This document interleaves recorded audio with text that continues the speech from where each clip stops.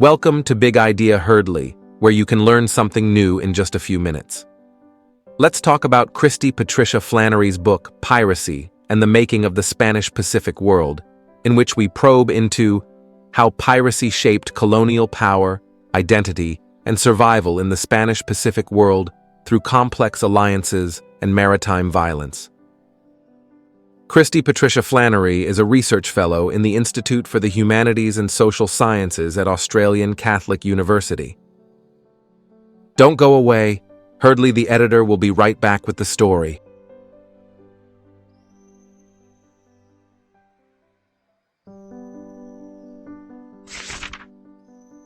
In the vast and tumultuous waters of the Pacific, piracy was more than just a threat to the Spanish Empire.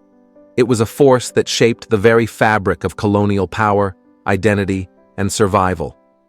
The persistent threat of piracy necessitated the formation of complex alliances and a strategic approach to maritime violence, which, in turn, influenced the relationships between the Spanish colonial government, indigenous peoples, and other key players in the region.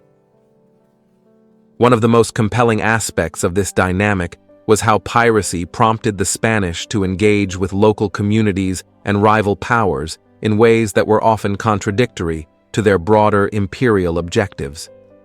The Spanish had to navigate a landscape where brute force alone was insufficient to maintain control.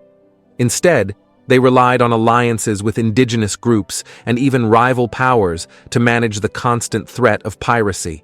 This blend of diplomacy, coercion, and mutual dependence created a unique colonial environment where power was constantly negotiated rather than simply imposed from above. A striking example of these complex relationships is found in the Spanish alliance with the Sulu Sultanate.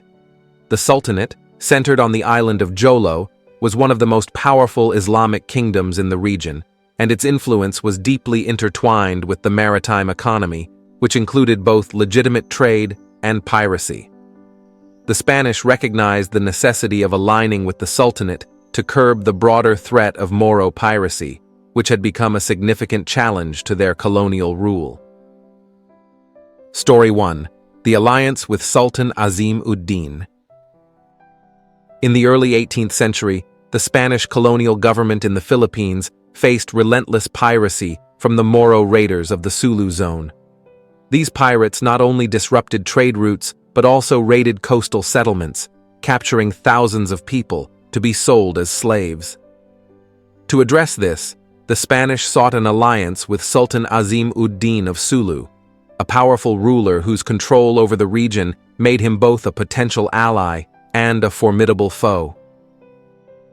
Negotiations led to the Treaty of Peace and Friendship in 1737, which was a significant diplomatic achievement for the Spanish. The treaty allowed the Spanish to focus their military efforts elsewhere while relying on the Sultanate to maintain peace in the southern waters. The alliance was so critical that it even involved mutual exchanges, including the sending of Jesuit missionaries to the Sultan's court, an arrangement that underscored the intricate balance between diplomacy and religious expansion. This story illustrates how piracy forced the Spanish to compromise and collaborate with local powers, even when it went against their broader imperial ambitions. Story 2. The Role of Indigenous Armies. The reliance on indigenous militias was another significant outcome of the piracy threat. In the 18th century, the Spanish colonial government recognized that it could not defend the vast Philippine archipelago with its limited resources. Thus, they began forming hybrid Hispano-Filipino military forces that included indigenous warriors. These forces were not only crucial in defending against pirate raids, but also became integral to maintaining Spanish control over the islands. One particularly notable example was the formation of a local army in the Visayas, a region frequently targeted by Moro pirates. The Visayan warriors, known for their combat skills and deep knowledge of the local geography, were pivotal in repelling pirate attacks. Their involvement in these military campaigns also meant that they were increasingly incorporated into the colonial power structure, gaining a degree of agency and influence that was uncommon for indigenous groups under Spanish rule. As described in the book, these forgotten indigenous navies and armies are key to explaining how empire was forged in the Philippines from below. This reliance on indigenous forces highlights the complex interdependencies that defined colonial rule in the Spanish Pacific world. Story 3: The Siege of Zamboanga. The importance of fortified settlements, or presidios, in combating piracy is epitomized by the Siege of Zamboanga in 1721. Zamboanga was a crucial Spanish stronghold in Mindanao, and its strategic location made it a prime target for Moro pirates.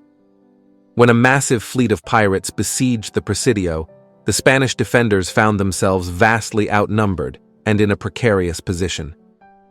However, the siege was lifted thanks to the timely intervention of an indigenous ally, the Sultan of Tamantaca, who sent reinforcements to aid the beleaguered Spanish. This alliance was born out of the mutual need to curb the power of rival sultanates and pirates who threatened the stability of the entire region. The successful defense of Zamboanga underscored the importance of these hybrid alliances in maintaining Spanish colonial power. The presidios, while symbols of Spanish military might, were only as strong as the local alliances that supported them.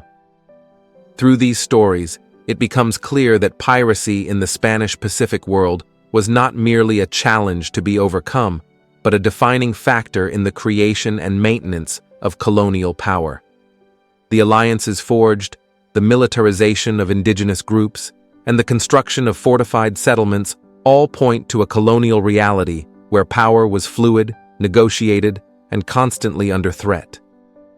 As the editor of Herdley, by understanding these dynamics, we can appreciate the nuanced ways in which power is constructed and maintained, recognizing that even in seemingly dominant systems, survival often depends on the willingness to adapt, negotiate, and forge unexpected alliances. This insight is invaluable as we navigate future global challenges that require both resilience and flexibility.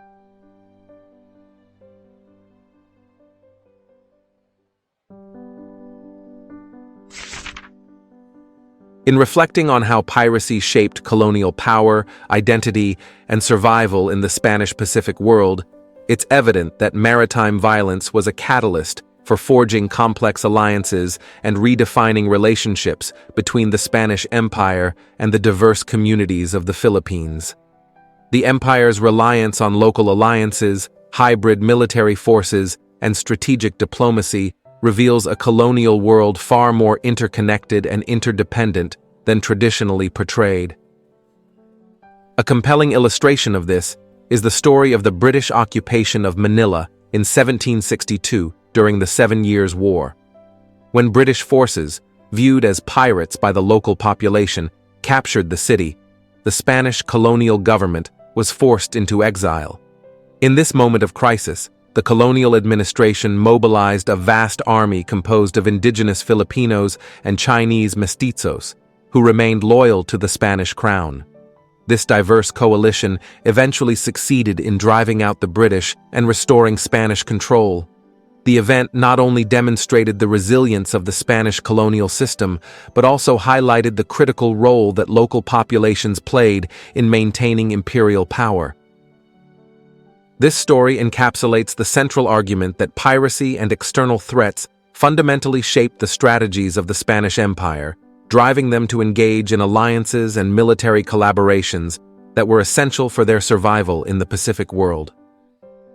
As we conclude this exploration, it's clear that understanding the dynamics of power in historical contexts, like the Spanish Pacific world, can offer valuable lessons for navigating the complexities of global interactions today, particularly in how we approach alliances and the exercise of power in an increasingly interconnected world.